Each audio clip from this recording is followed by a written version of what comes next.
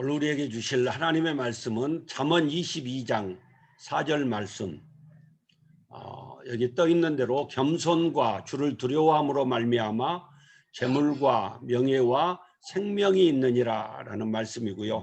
설교하실 우리 목사님은 우리가 너무나 잘 아시는 목사님이고, 한국에서 목회했던 저로서는 우리 이 선교사님을 모르면 간첩입니다. 사실 뭐 전국 교회 안 다니는 곳이 없이 다니실 뿐만 아니라 또 많은 곡들을 만드셔서 또 한국 교회에 보급하셔서 참 한국 교회가 부흥하는데 크게 일조를 하셨다. 그리고 신앙에 강건함을 주는데 정말 큰 영향력을 미치셨다고 확신합니다. 뭐 우리 김석균 목사님 모두가 잘 알고요. 2013년부터 TTS에서도 계속해서 사회를 보시면서 찬양을 알리셨던 그런 분이십니다. 아는 곡들 엄청 많습니다. 오히려 제가 다 소개하면 오히려 그 모든 부분들이 좁아질 수밖에 없기에 몇 가지 여기 나온 대로만 소개하겠습니다. 사랑의 종소리, 주님 손잡고 일어서세요, 예수가 좋다고, 돌아온 탕자, 해같이 빛나리, 내가 너를 도우리라. 여러 가지 너무너무 많기 때문에 소개 약하고요.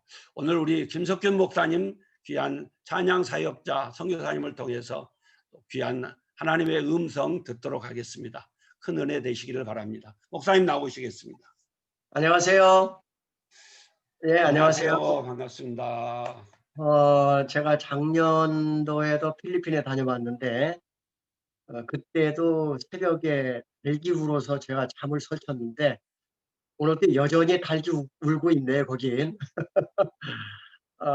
지금 여기 서울은 아침 7시가 좀 넘어서 아직 뭐 사람들이 기상을 다 안 한 상태예요. 저는 아파트에 살기 때문에 크게 소리를 질러서 찬양할 수 있는 여건은 아닌데 이렇게 선교사님들을 여기서 볼 수 있어서 너무 감사하고요. 아마도 저를 다양한 루트를 통해서 뵌 분들이 계실 거예요. 예전에는 제가 고등학교 교사로 있었기 때문에 그런 저를 알고 계신 분도 계실 거고, 또 어떤 분은 제가 집사, 안수 집사, 또 이렇게 그런 그 평신도 사역을 또 해왔기 때문에 그렇게 알고 계신 분도 계시고, 저분이 언제 목사 됐지 하는 분도 계실 거예요. 저는 96년도에 안양대학교 신대원에 MDB를 입학을 했어요. 거기서 MDB와 THM 공부를 다 마쳤어요. 그리고 쭉 안수를 안 받고 있다가 2014년도에 안수를 받았죠. 그러기 전에 2004년도에 안양 평촌에 있는 세중앙교회, 박정식 목사님 교회인데 거기는 교단이 대신교단인데요. 그 교회에서 제가 선교사 파송을 받았었어요. 그래서 직함은 선교사, 목사, 전도사, 하여튼 장로만 안 거치고 다 이름을 가지고 있었습니다. 총회장도 그건 없고요. 근데 오늘 이렇게 김인효 선교사님을 통해서 페이스북으로 알게 되고 이렇게 또 귀한 자리를 마련해 주셔서 너무 감사하고요. 아마도 선교사님들이 제 곡을 안 부르고 사역하는 분들은 없을 거예요. 아마 굉장히 많은 제 곡을 접하면서 사역을 해왔을 텐데 제가 오늘 아침에 그래도 조용하게 한 곡은 불러줘야 될 것 같아요. 선교사님들도 같이 불렀으면 좋겠어요. 해같이 빛나리가 97년에 작곡이 됐는데 이 곡을 한번 같이 옆 사람을 축복하면서 선교사님들이 애쓰고 수고한 것이 저는 천국 가서 해가 빛났으면 좋겠어요. 선교사로 평생을 헌신하고 살았는데 하나님 앞에 갔을 때 반전이 없었으면 좋겠어요. 너 뭐하다 왔니? 나는 너를 몰라라는 그런 반전은 없었으면 좋겠어요. 정말 잘 살고 은혜롭게 살다가 가서 하나님 앞에 가서 이런 칭찬을 받았으면 좋겠어요. 그래서 한번 서로 기도했으면 좋겠습니다. 그리고 이렇게 찬양했으면 좋겠어요. 당신의 그 섬김이 천국에서 해가 친다. 당신의 그 겸손이 천국에서 해같이 빛나리. 당신의 그 믿음이 천국에서 해가 지는 날 당신의 그 충성이 전국에서 해가 지는 날 주님이 기억하시면 좋아요. 예수님 사랑으로 가득한 곳을 전사도 흠모하는 아름다운 그곳을 천국에서 해가 지는 날 그 순종이 천국에서 해가 지는 날 당신의 그 사랑이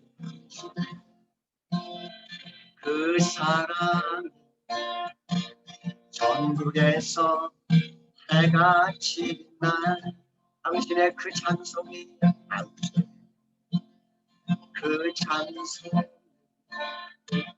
전국에서 해가 지는 날 당신의 그 헌신이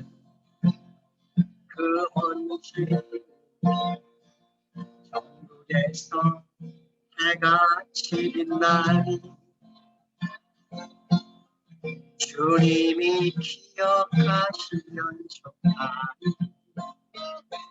불타는 사명으로 가득한 곳을 전사도 흠모하는 아름다운 그곳을 천국에서 해가 지는 날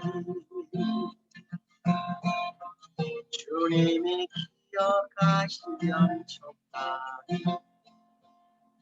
예수님 사랑으로 가득한 곳을 전사도 흠모하는 아름다운 그곳을 천국에서 해가 지는 날 천국에서 해가 지는 날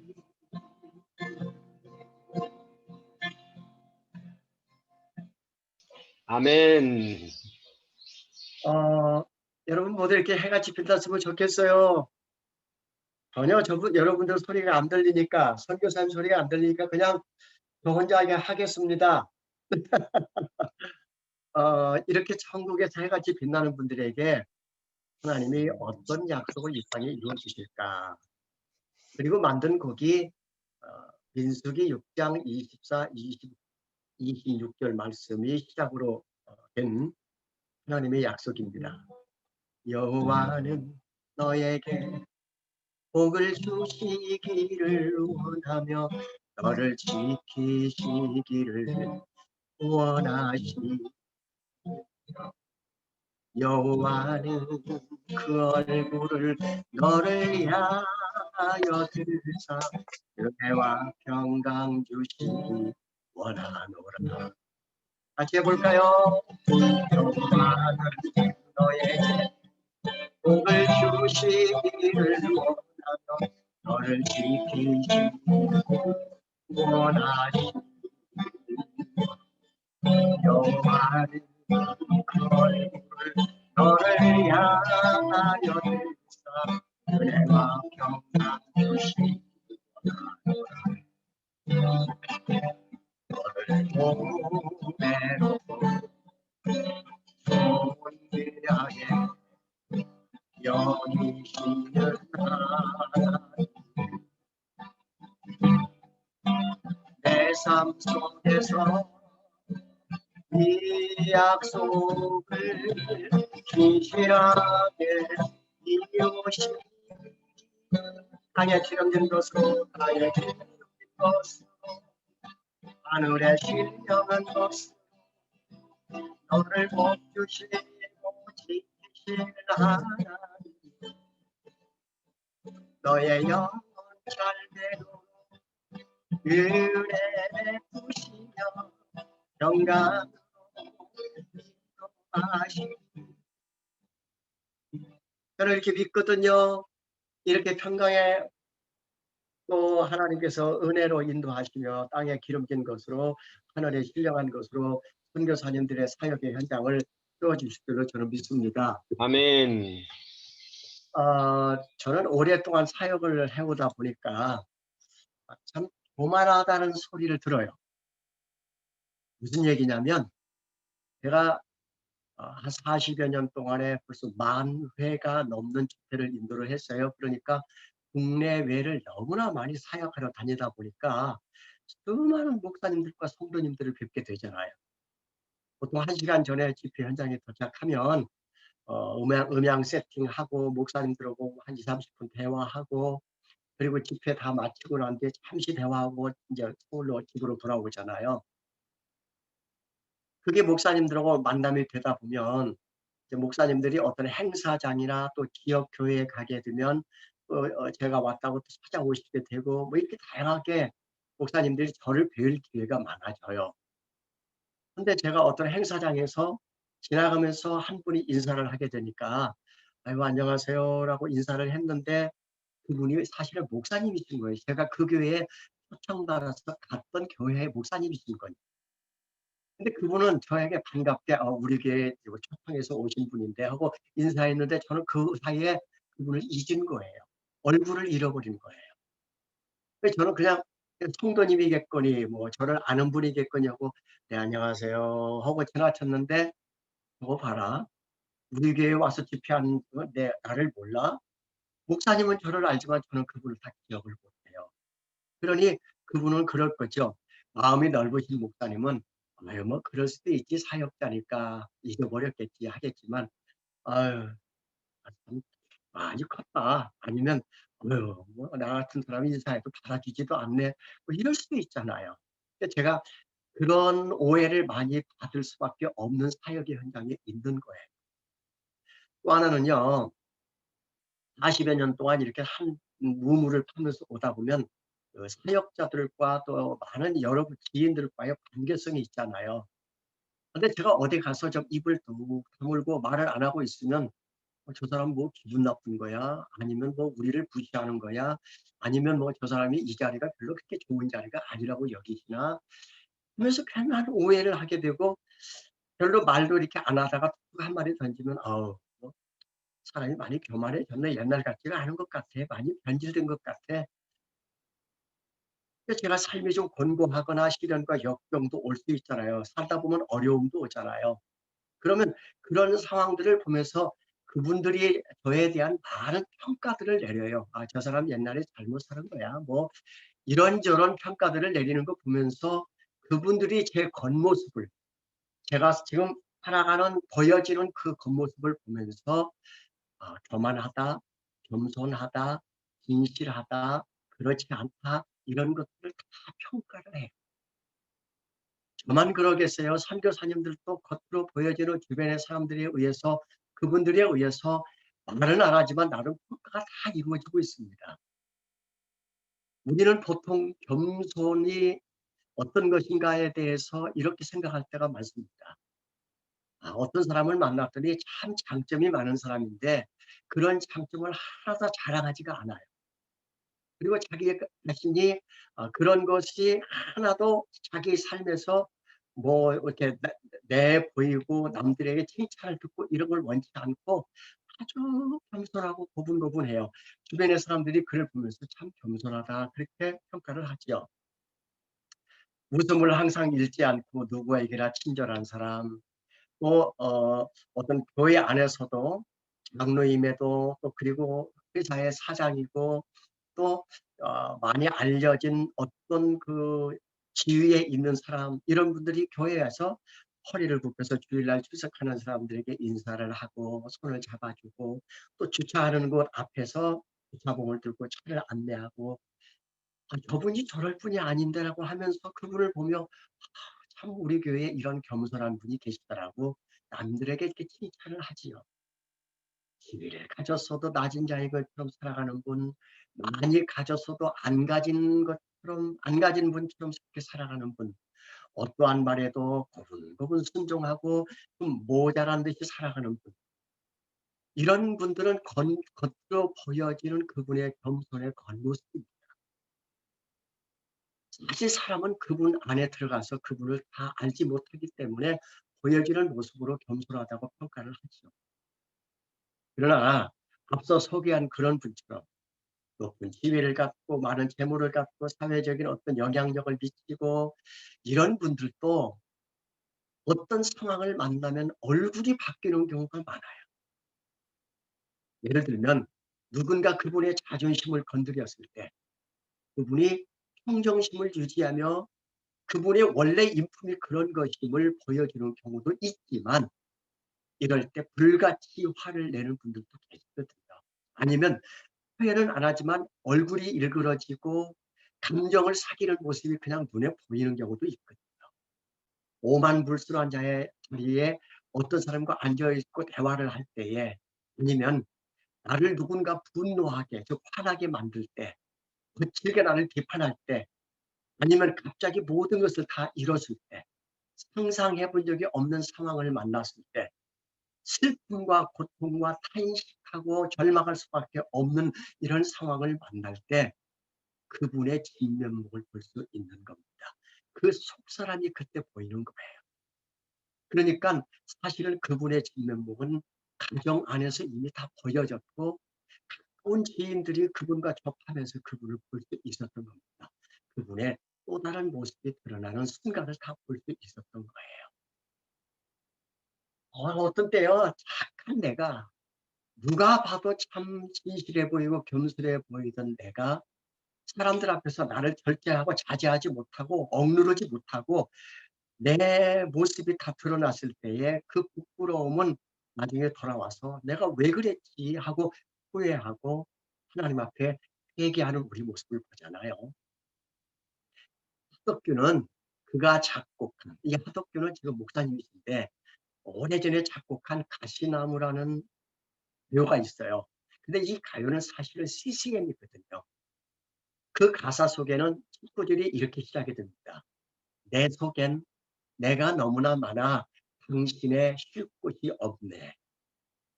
이런 구절은 다시 말해 무슨 뜻이냐면 내 속에 내가 너무 많다는 거예요.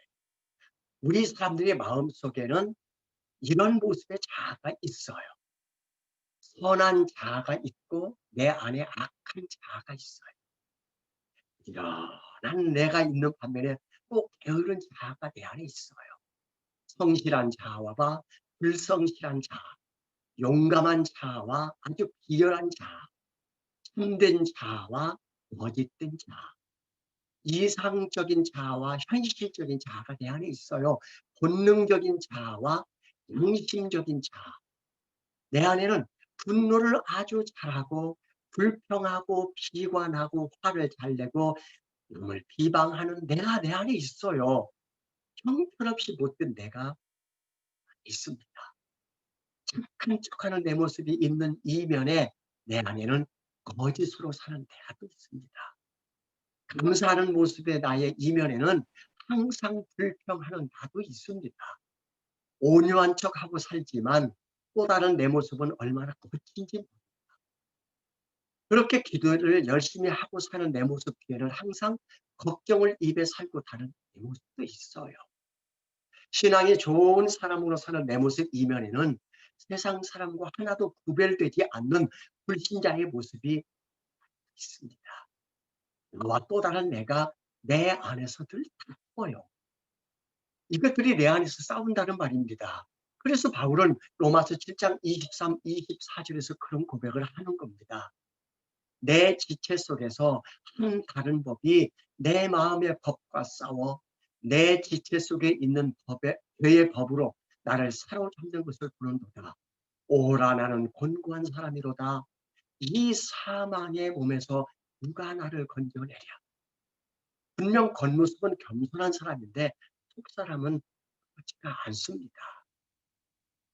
저는 많은 사람들을 보면서 신앙생활을 하는 저분의 모습에서 왜 저런 모습이 드러날까?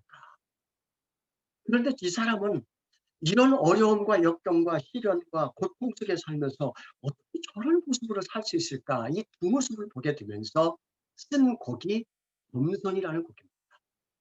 아마 여러분들은 이 곡을 들어보셨는지 모르지만 한국에서는 꽤나 이 겸손이라는 곡이 불리워지진 않지만 많은 사람이 듣고 또 그 곡을 가슴에 담고 살아보려고 기도하는 분들이 많습니다.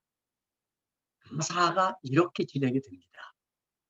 슬픔 속에서도 울지 않는 것, 억울해서 울지 않는 것, 이렇게 시작됩니다. 슬픈데 어떻게 울지 않아요? 슬프면 눈물이 나고 울게 되지요. 그런데 억울해서 흘리는 눈물은, 슬퍼서 흘리는 눈물은 있지만 억울해서 울지 않는 사람들이 있습니다.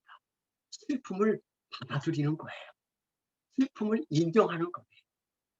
그게, 그 슬픔이 만들어지는 과정이 용서가 안 되고 이해가 안 되고 그 상황을 받아들일 수 없음에도 불구하고, 그러나 그것을 억울하다고 울지 않고 눈물은 흐르지만 그 안에서 하나님에 대한 신뢰와 하나님에 대한 인정함과 존중함, 그리고 하나님의 그 은혜로 인한 기쁨이 있는 그런 사람들이 있더라는 거예요. 그런 사람을 저는 여기다 그려봤고요. 감사할 수 없는 그런 조건에서도 감사하며 사는 사람, 사랑할 수 없는 사람조차도 사랑하며 품어주는 사람, 용서할 수 없는 사람조차도 용서해 주는 사람, 참을 수 없는 상황에서도 끝까지 화를 내지 않는 사람, 칭찬이든 비난이든 그 상황에 반응하지 않고 그저 침묵하는 사람, 그리고 끝까지 인내하는 사람, 말씀 순종하기 어려울지라도 믿음으로 순종하는 사람. 그러면서 제가 이렇게 표현을 했습니다. 어떠한 자기 주장도 버리고 오직 모든 것을 주님 뜻에 맡기며 내가 강한 것이 아니라 주님의 강함이 드러나게 하는 사람, 그런 이 사람을 오늘 본문에서 정했던 그 제목, 진정한 겸손이라고 썼습니다. 이게 무슨 의미냐면, 한 번은 어떤 목사님이 이 음반이 나왔는데 이 음반을 구매를 하셨나 봐요. 그리고 저한테 전화를 했어요.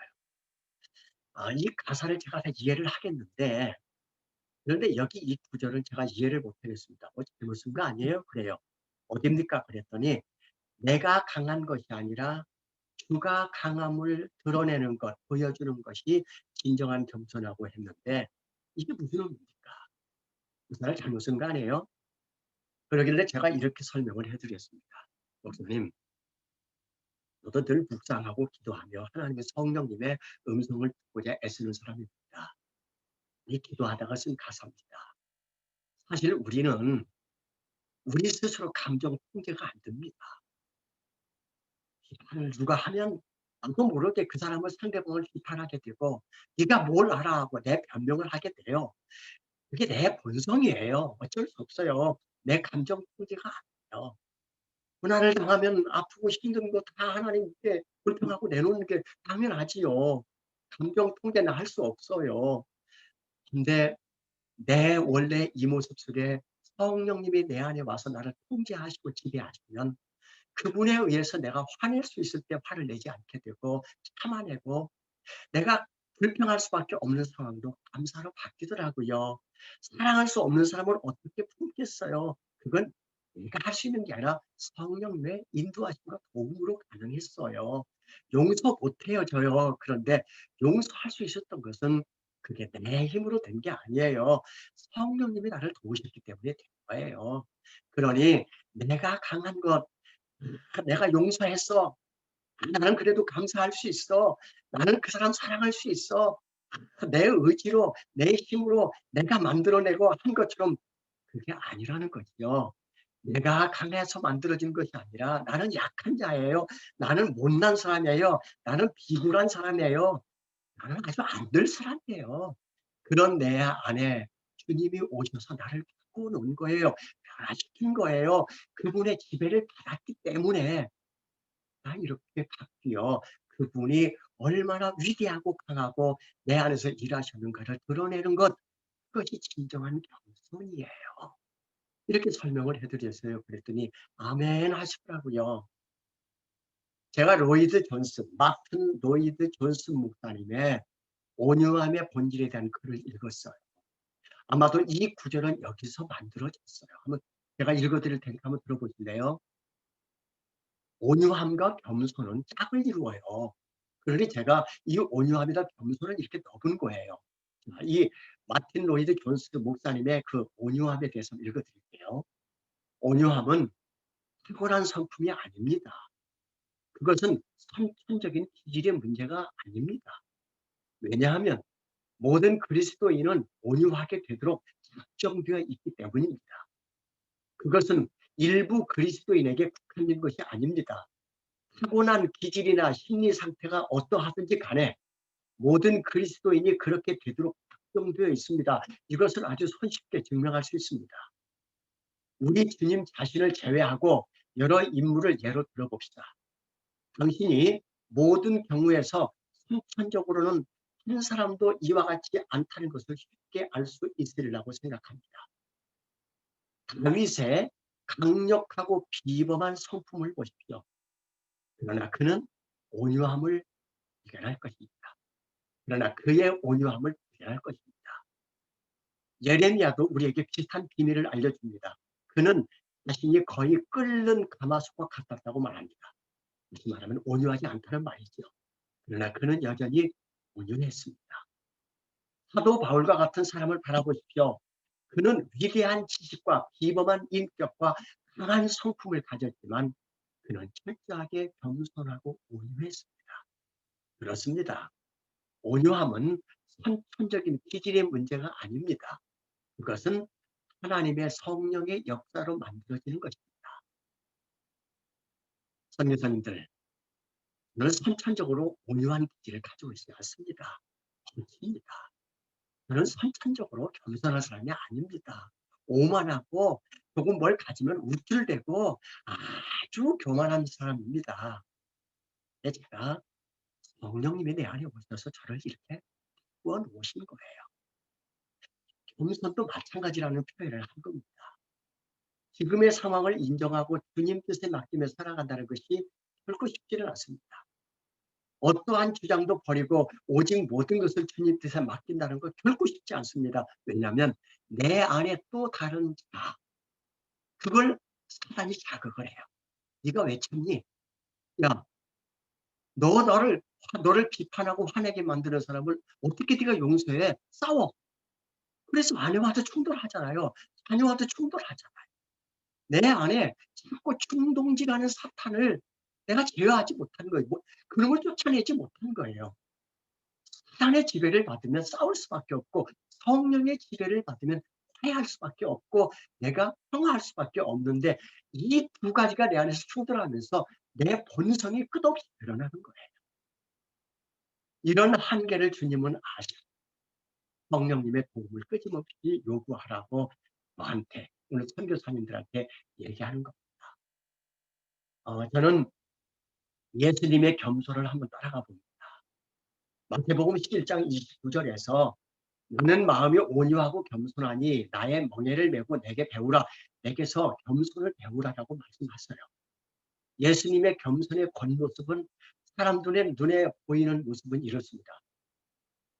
하나님이신 분이 인간의 몸을 입고 이 땅에 오십니다. 희천한 말구에서 태어나셨다. 육신의 부모에게 순종하며 섬기셨다. 조그마한 마을 나사렛에서 사셨다. 사람인 세례 요한에게 세례를 받으셨다. 나귀를 타고 예루살렘에 입성하셨다. 친히 제자들의 발을 씻기셨다. 이건 사람들의 눈에 보일 때 그냥 겸손한 모습이에요. 그냥 눈에 보기도 겸손해요. 인간의 몸을 입고 이 땅에 오셨대요. 얼마나 겸손한 거예요. 희철한 말교 위에서 호텔방이 아니에요. 호텔방의 스위트룸이 아니에요. 부모에게 늘 순종하셨어요. 육신의 부모에게. 이 모든 것이 사람들이 그냥 겉모습을 보기에도 겸손하셨어요. 그런데 예수님은 이 땅에 어떻게 사셨는지를 보시면 하늘 보좌를 버리고 오신 하나님이신 예수님의 이런 삶은 분명 겸손의 모습을 보여주신 것인데요. 그러나 예수님의 겸손의 극치, 결정은 십자가를 지면서 드러나죠. 십자가를 지시기 위해 붙잡아 가신 후에 예수님은 어떠한 비난이나 폭력에도 침묵하셨습니다. 예수님이 무엇을 못하실 분이세요? 그 상황을 얼마든지 역전시킬 수 있었잖아요. 그런데 그렇게 하지 않으셨어요. 참을 수 없는 수모와 고통의 순간에도 인내하셨어요. 말씀 순종하기 어려웠지만 왜? 인간이니까. 근데 아버지 뜻, 하나님의 뜻이기에 믿음으로 순종하셔서 십자가를 지셨어요. 부활을 하신 후에도 사랑할 수 없는 제자들을 품으셨어요. 사람들을 품으셨어요. 용서할 수 없는 유대인 로마 병정들을 용서하셨어요. 만약에 인간이었다면 아마도 제자들을 다시는 안 만났을 거예요. 만약에 인간이었으면 용서할 수 없는 유대인들을 부활하셔서 먼저 찾아가셔서 아마도 로마 병정들에게 응징하셨을 거예요. 근데 그분은 그렇게 하지 않으셨어요. 그래서 마틴 루터는 이렇게 말했어요. 나는 예수를 배우려 할 때에 이적과 기사를 배우려 하지 않고 금소를 배우려 하노라. 수많은 선장에서 이적과 기사를 그것을 나도 함께 능력으로 자신에게 해보려고 하나님께 기도하고 그걸 또 배우려고 애쓴 것이 아니라 오히려 예수님의 겸손을 더 배우려고 애썼던 마틴 루터.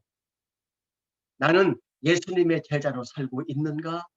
겸손한 사람인가 교만한 사람인가를 한 번쯤 생각해 보게 하는 마틴 루터의 말씀입니다. 화를 내고 불평을 하고 염려하고 걱정하고 비판을 하는 자에게 돌을 던지고 불순종하고 다투고 미워하고 자기 생각대로 자기 주장대로 살고 자기 감정을 다스리지 못한 채 폭발시키며 살고 자기 감정대로 사는 사람을 교만한 사람이라고 정죄하며 살고 그리고 나는 그렇게 다 살고 있는 거예요. 성령님의 인도하심을 받는 사람이라면 그렇게 살 수가 없습니다. 하나님의 사람이 아니지요. 영의 사람이 아닌 거예요. 현재 지금 내 모습은 어떤가 한번 생각해 봤으면 좋겠어요. 남의 눈에 겸손한 사람으로 보이려고 애쓰지 말고 하나님의 눈에 겸손한 자로 보여지도록 우리는 애써야 합니다. 하나님은 앞서 읽어드린 성경 구절, 제가 가지고 있는 성경을 읽어드리면 겸손과 여호와를 경외함의 보상입니다. 보상. 재물과 영광과 생명. 저는 다른 걸 다 빼고 겸손하게 살아 주님 앞에 갔을 때 주님으로부터 그래, 내가 너를 안다. 선교사로 살았던 것도 기억하지만 그 상황에서 네가 얼마나 억울하고 얼마나 힘들고 얼마나 고통스럽고 얼마나 어려웠니. 누가 너를 알아주었니. 누가 너를 기억해 주었니. 네가 10가지를 잘하다 한 가지만 잘못하면 주변의 사람들이 너를 비방하고 너를 비판하고 정죄하지 않았니. 그런데 나는 너를 안다. 네가 얼마나 겸손하게 사람들 앞에서 그렇게 보여지지 않았을지 모르지만 내가 보기에 너는 겸손했어. 내가 보기에는 너를 사랑에게 지배당하지 않고 성령의 지배를 받으며 그분의 통제 안에서 애쓰고 수고했어. 잘했다, 잘 살았다라고 칭찬 듣는 선교사님들 됐으면 좋겠어요. 그래서 제가 여러분들에게 오늘 읽어드렸던 또 제가 부흥회를 하거나 찬양 집회를 할 때 저는 부흥회를 세계를 다니면서 많이 인도를 다녀요. 특별히 북미 쪽, 미국 쪽에 가서 한 50여 차례 부흥회를 인도하러 들어갔었는데요. 한 달씩 제가 집회하러 한 50여 차례를 들어갔습니다. 많은 교회 가서 성도들을 세우는 역할을 했는데요. 제가 언제 기회가 되면 필리핀에 또 자주 갔어요. 필리핀도요. 네, 가서 또 선교사님들을 직접 면접해서 뵀으면 좋겠습니다.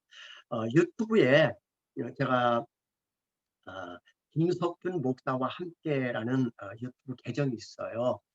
거기 김석균 목사와 함께를 여러분들이 구독을 하시고 들어가시면 매주 한 2편씩 또는 한 편씩 업로드를 해요.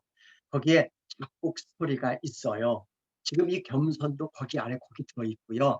작곡 스토리가 요건 좀 요약을 한 거고 거기도 들어있습니다. 한번 여러분께서 들어가셔서 그 곡을 들으시면 되겠고요. 제가 직접 오늘 찬양을 불러드렸으면 좋겠는데 이 곡이 조금 어려워요. 그래서 제가 오늘은 들려드리지 않고 방송이 딱 끝나고 나면 유튜브에 김석균 목사와 함께를 들어가셔서 이 겸손을 직접 들으세요. 그러면 제가 지금 오늘 여러분에게 설교한 내용을 쭉 다 생각하면서 또 거기에 작곡 스토리에 요 내용을 좀 요약해서 올려놨으니까 쭉 읽어보시면서 한 번쯤 주님 앞에 기도하면서 잘 이렇게 한번 점검해 보셨으면 하는 생각이 듭니다. 여러분들에게 이런 겸손한 모습으로 잘 서 있기를 바라면서요. 저는 기도하고 이제 마치겠습니다. 같이 기도하겠습니다. 하나님은 잠언서 3장 4절에서 진실로 그는 거만한 자를 비웃으시며 겸손한 자에게 은혜를 베푸시나니라고 말씀하셨으며, 야고보서 4장 6절에서 하나님이 교만한 자를 물리치시고 겸손한 자에게 은혜를 주신다고 말씀하셨는데, 하나님 감사합니다. 하나님의 그 은혜 안에서 우리가 이렇게 겸손한 모습으로 살 수 있도록 성령님 우리 안에 오셔서 우리를 만져주시고 변화시켜 주셔서 너무 감사합니다. 교만한 자는 하나님이 말씀하시지 않았는데도 자기 뜻대로 결정하고 행동하는 것을 교만이라고 말했고, 자기 스스로 우월감을 심중에 품고서 언제나 자기 중심이 아니고서는 만족치 못하는 마음의 상태를, 그래서 그걸 교만이라고 말들을 하고, 스스로 높이는 것, 하나님이 없이도 살 수 있다고 생각하거나 하나님의 은혜를 잊고 사는 것이 교만함이라고 하나님께서는 우리에게 말씀을 통해서 깨닫게 해주셔서 감사합니다.